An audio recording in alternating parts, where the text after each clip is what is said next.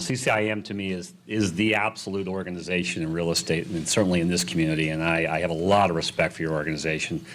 I sat there and I looked at the people in this room, I looked at your sponsors, I look at Tricia back there. It just doesn't get any better than what you have in your chapter, so congratulations to you.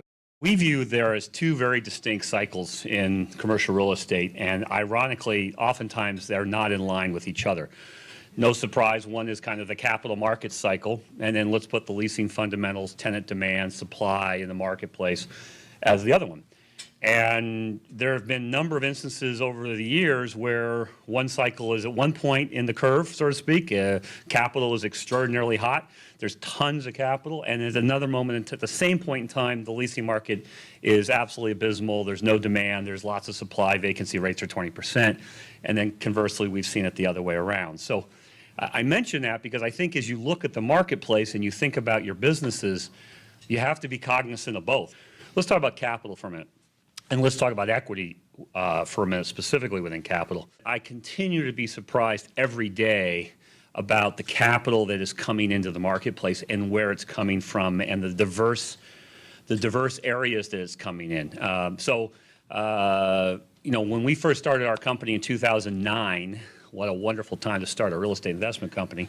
When we first raised it in 2009, the mantra among every family member that our partner was, I already worked my you-know-what off to make this money, just don't lose it. Today, interestingly, you can see there's a little more optimism, there's a little more self-confidence among this group, the storm isn't quite as dark on the horizon. And so now the calls I get are, hey, Bill, could we do a little better? Can you up the growth a little bit? And a little less worry about that idea of losing their money. Can we take a little more risk, and what would that get us in return, et cetera? The mantra today is income. Give me income, and I'm a happy camper. So that's one note I'd make to you. Second is, if I have $1 million, whereas 2 years ago I would have said keep it all in safe and secure, now I'd give you 20% of it and say, roll the dice a little bit. Buy some properties that are a little more speculative, take some vacancy risk, see what we can do, shorter term hold, see if we can do something quick, flip it, make some money. Still want to keep the bulk of it safe, but I'm definitely seeing this attitude starting to move down or up the risk spectrum.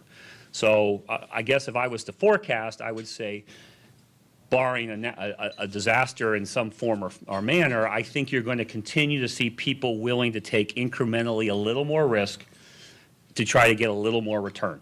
And they will balance that with some portion that they will believe is in quote unquote safe, secure, stable real estate.